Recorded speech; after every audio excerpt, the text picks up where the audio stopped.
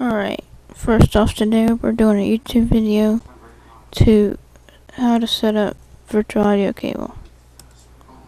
First you want to install it, then go to all programs, go down to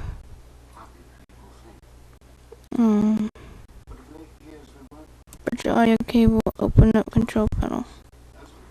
Alright, all you need is one cable. Set. Alright, it's not gonna allow me to set it because I've got it running apparently.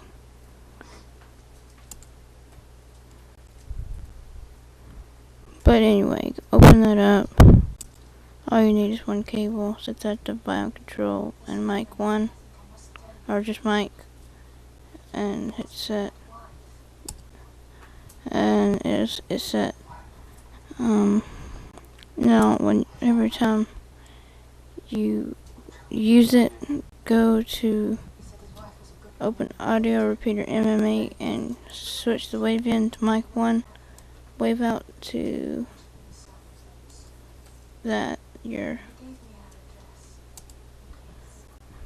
but I'm using Windows Media Player. So you go to organize, options, devices, speakers, properties, and select the audio device to line 1. And you're done.